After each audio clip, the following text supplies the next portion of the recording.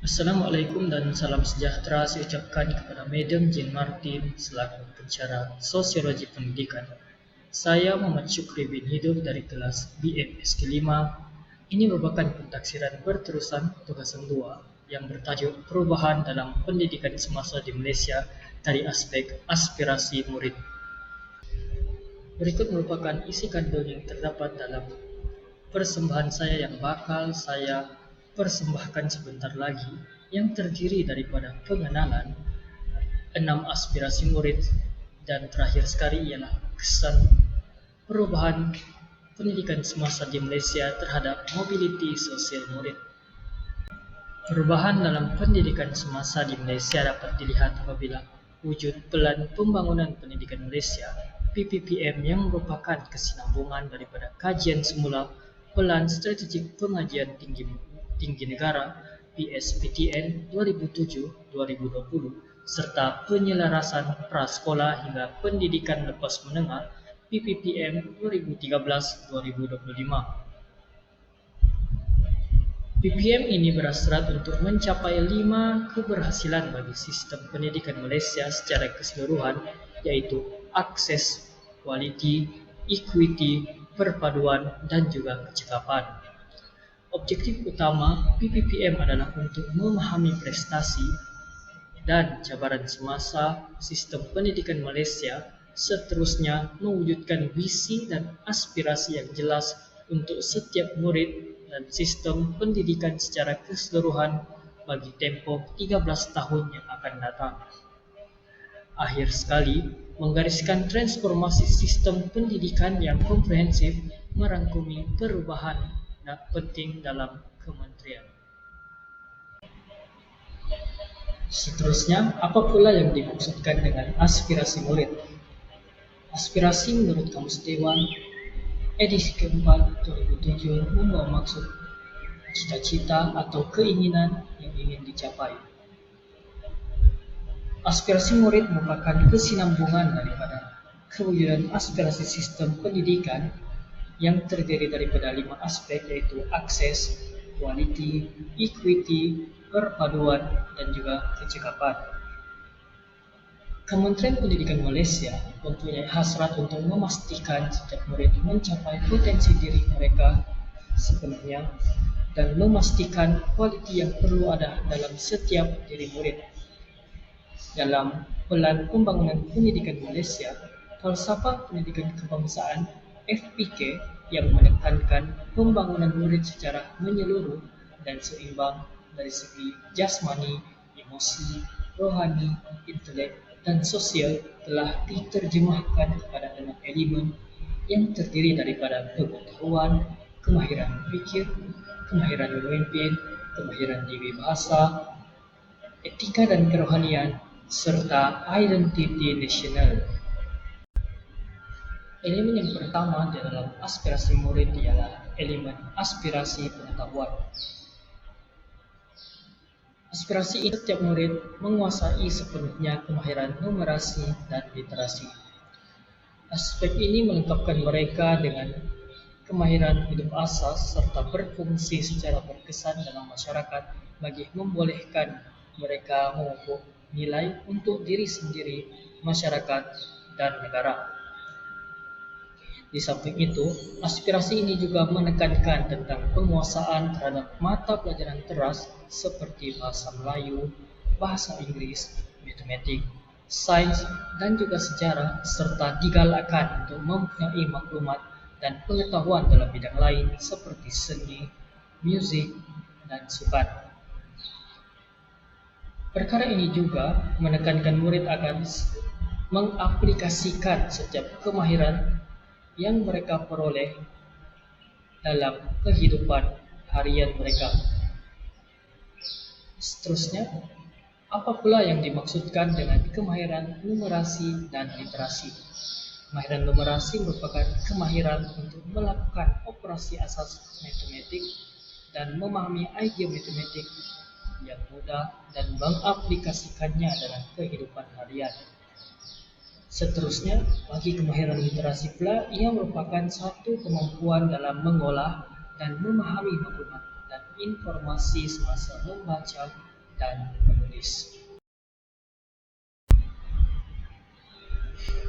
Elemen aspirasi murid yang kedua ialah aspirasi kemahiran berpikir. Di dalam aspirasi ini, setiap murid akan belajar cara memperoleh ilmu pengetahuan sepanjang hidup mereka dan mampu menghubung-kaitkan berbagai pengetahuan serta mewujudkan pengetahuan baru. Selain itu, murid juga perlu menguasai berbagai kemahiran kognitif seperti pemikiran kreatif dan inovatif, penyelesaian masalah dan penaklukan, serta keupayaan belajar. Bagi pemikiran kreatif dan inovatif yang merupakan pemikiran yang perlu ada dalam PDB untuk menghasilkan modal insan yang dihasratkan. Di dalam pemikiran kreatif dan inovatif, murid perlu bertindak untuk menghasilkan ide, pendekatan, dan atau tindakan yang baru dalam masa yang sama, menjana dan mengaplikasikan ide serta kreatif di dalam konteks yang tertentu. Selain itu, bagi penyelesaian masalah dan penaklukan, murid perlu menggunakan berbagai kaedah. Guru perlu menggunakan berbagai kaedah semasa proses pengajaran dan pembelajaran, sama ada di dalam atau di luar kelas, untuk menggalakkan murid mencari penyelesaian terhadap masalah dan seterusnya membuat keputusan berpandukan logik dan data.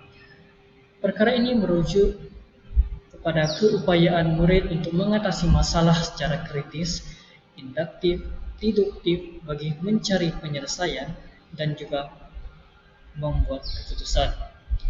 Akhir sekali, keupayaan belajar. Keupayaan ini adalah keupayaan untuk melaksanakan pembelajaran kendiri dengan menghargai nilai pembelajaran sepanjang hayat. Sistem pendidikan memerlukan penambahbaikan dengan merujuk sistem pendidikan negara luar yang maju yang telah berjaya supaya dapat menerapkan konsep pembelajaran sepanjang hayat kepada murid. Sistem pendidikan yang berkesan memainkan peranan yang amat penting untuk membantu murid memiliki kemahiran berpikir. Seterusnya, aspirasi kemahiran memimpin merupakan antara elemen aspirasi murid yang ditekankan di dalam PPPM Plan Pembangunan Pendidikan Malaysia. Kepimpinan boleh ditakrifkan sebagai keupayaan untuk mempengaruhi, memotivasi, mengubah sikap dan tingkah laku seperti guru, staf, dan pelajar supaya melaksanakan aktiviti atau program yang telah ditetapkan bagi mencapai matlamat tertentu. Sistem pendidikan negara telah membantu setiap murid untuk mencapai potensi penuh murid dengan mewujudkan peluang secara formal atau tidak formal, bekerja dalam kumpulan, dan mengamalkan ciri-ciri kepimpinan dalam setiap program dan aktiviti yang dijalankan di sekolah. Terdapat 4 dimensi kepimpinan, yaitu keusahawanan, berdaya tahan, kecerdasan emosi, dan juga kemahiran komunikasi. Keusahawanan merujuk pada pengambilan inisiatif untuk mewujudkan dan membangunkan kemahiran diri dan sanggup membuat pelaburan daripada sumber sendiri. Seterusnya, berdaya tahan. Berdaya tahan merujuk kepada membina cara berpikir yang konstruktif serta mampu menghadapi rintangan dan juga cabaran. Yang ketiga yaitu kecerdasan emosi, yaitu keupayaan untuk memahami dan bekerja secara berkesan dalam kumpulan dengan orang lain serta mampu mempengaruhi mereka secara positif. Yang terakhir sekali ialah kemahiran komunikasi. Kemahiran komunikasi ini merujuk kepada keberanian dan keupayaan untuk memberi pendapat dan hasrat secara lisan dan bertulis dengan jelas dan menggunakan platform yang betul dalam menyampaikan pendapat sendiri. Selain itu, elemen lain yang ditekankan di dalam aspirasi murid ialah aspirasi kemahiran dewi bahasa. Setiap kanak-kanak di Malaysia perlu menguasai sekurang-kurangnya bahasa Melayu sebagai bahasa kebangsaan, bahasa pengantar, dan juga bahasa perpaduan di negara ini. Kanak-kanak juga dituntut untuk menguasai bahasa Inggeris sebagai bahasa kedua dan sebagai bahasa komunikasi antara bangsa. Kanak-kanak juga tidak dihalang untuk belajar bahasa ketiga dan juga berupaya untuk belajar bagi membolehkan serta memudahkan kerjasama dan komunikasi secara berkesan dalam kalangan masyarakat majmuk di Malaysia seperti penguasaan bahasa Mandarin, bahasa Tamil, bahasa Arab, serta bahasa ibunda lain seperti bahasa Iban dan juga bahasa Kadazan Dusun. Di samping itu, elemen lain yang terdapat di dalam aspirasi murid ialah aspirasi etika dan kerohanian.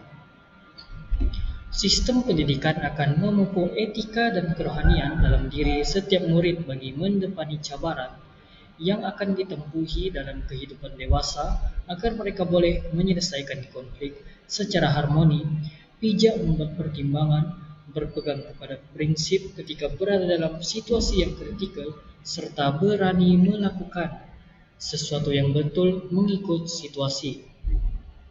Sistem pendidikan juga berhasrat untuk membentuk individu penyayang yang dapat menyumbangkan kepada kesejahteraan community dan juga negara. Di dalam elemen aspirasi ini terdapat 3 konsep cara untuk memupuk etika dan kerohanian, yaitu yang pertama, konsep kerohanian, memastikan murid mempunyai pegangan agama yang kuat dan mengamalkannya sebagai asas hidup serta mempunyai asas moral yang tinggi.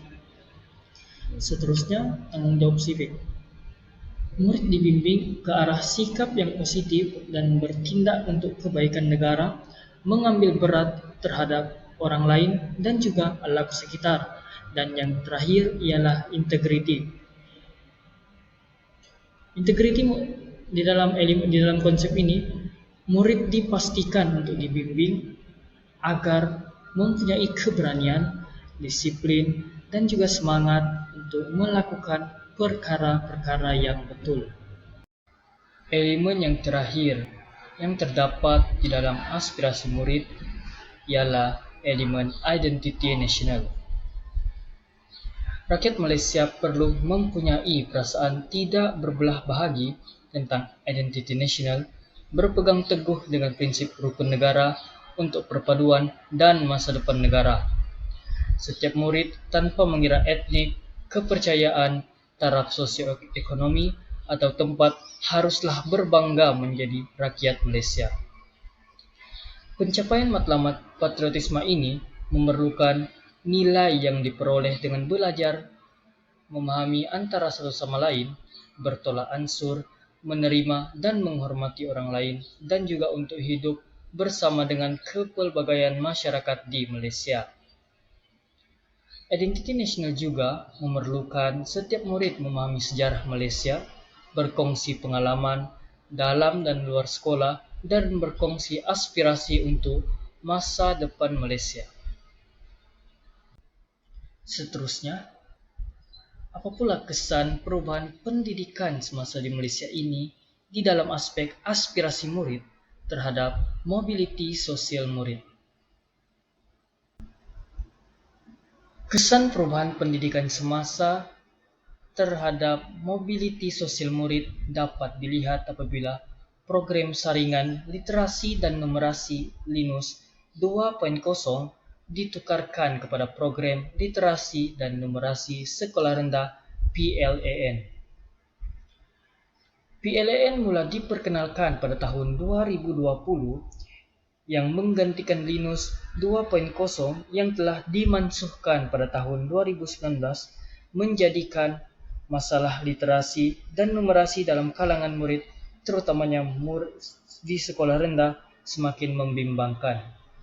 Hal ini karena sekolah melaksanakan program ini mengikut acuan masing-masing. Perkara ini menyebabkan berlakunya keciciran dalam kalangan murid di sekolah, yang menjadikan jumlah murid tidak pandai membaca semakin meningkat. Perkara ini semakin membimbangkan ibu bapa, dan ada juga yang menggesahkan agar Linus diberi nafas baru untuk membantu murid-murid ini.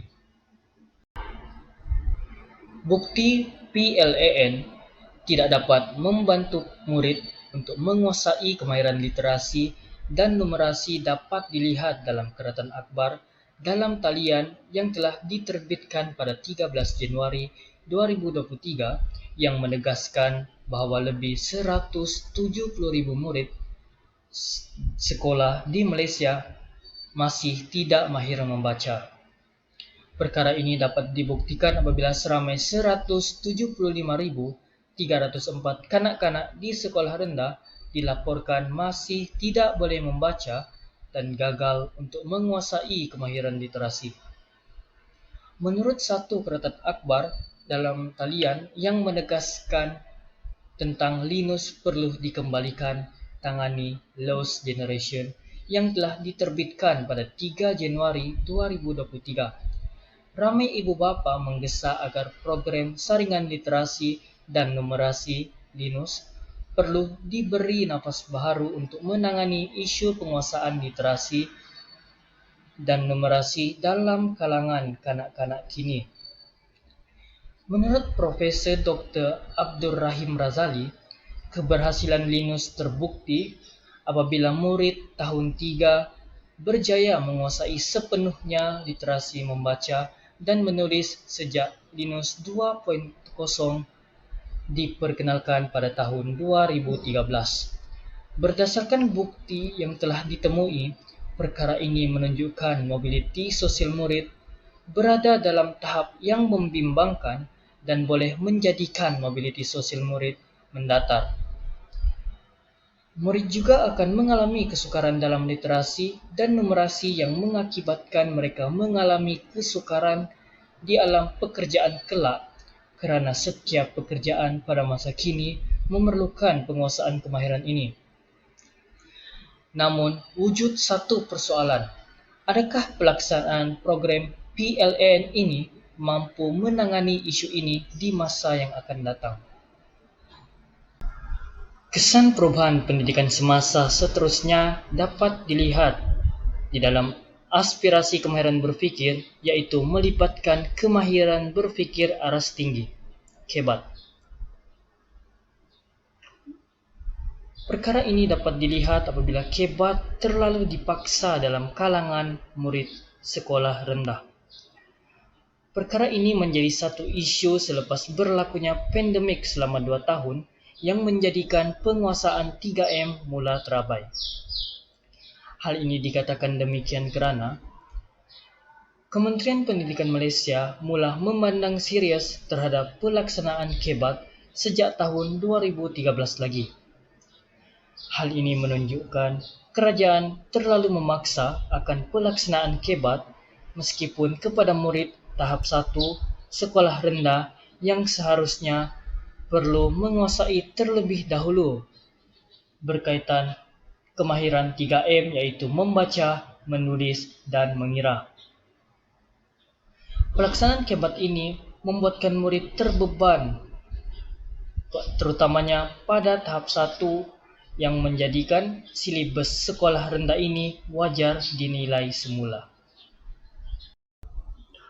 Pelaksanaan KEBAT yang terlalu dipaksa dapat dibuktikan berdasarkan satu Keratan Akbar yang bertajuk Silibus Pembelajaran Harus Sesuai Tahap, menegaskan bahawa pelaksanaan KEBAT dalam kalangan murid sekolah rendah tahap 1 terlalu dipaksa dan membebankan murid maupun ibu bapa. Perkara ini menjadikan penguasaan 3M murid terganggu, seterusnya kemenjadian murid tersebut turut hilang diakibatkan oleh pelaksanaan KEBAT yang terlalu dipaksa.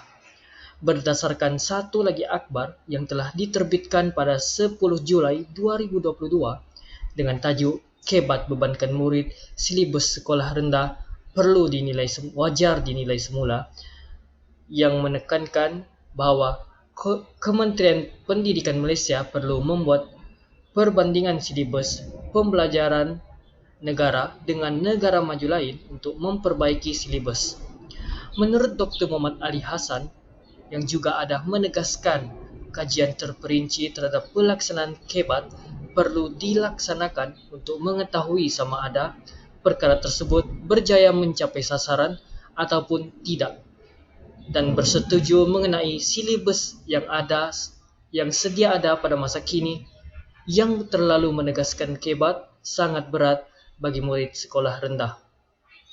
Berdasarkan bukti yang telah ditemui, perkara ini menunjukkan bahawa aspirasi kemahiran berfikir, terutamanya yang menekankan murid untuk menguasai kemahiran berfikir aras tinggi, membuatkan mobiliti sosial murid lebih ke arah yang merisaukan dan mendatar. Perkara ini akan memberikan impak seperti murid akan mengalami kesusahan dalam menyelesaikan masalah dan tidak mampu membuat keputusan yang relevan dan betul dalam menghadapi risiko dalam kehidupan di masa yang akan datang, serta menjadikan mereka masyarakat yang lemah dari segi kemahiran maupun kognitif. Selain itu, kesan perubahan pendidikan semasa juga dapat dilihat melalui elemen Dewi Bahasa pada aspirasi murid, iaitu Dual Language Program atau lebih dikenali sebagai DLP, yang merupakan antara inisiatif kerajaan untuk membantu murid menguasai bahasa Inggeris kerana ia melibatkan subjek seperti matematik dan sains. Walau bagaimanapun, pelaksanaan program ini dianggap tidak memberikan impak yang baik kerana menciptakan jurang kaya miskin. Selain itu, tidak menyelesaikan masalah penguasaan bahasa Inggeris dalam kalangan murid. Demikian kerana menurut satu akhbar yang diterbitkan pada 7 Februari 2023 dengan tajuk Keberkesanan DLP Dipersoal, menegaskan bahawa DLP langsung tidak membantu murid untuk menguasai bahasa Inggeris, malah menyukarkan mereka untuk menguasai mata pelajaran lain seperti sains dan matematik.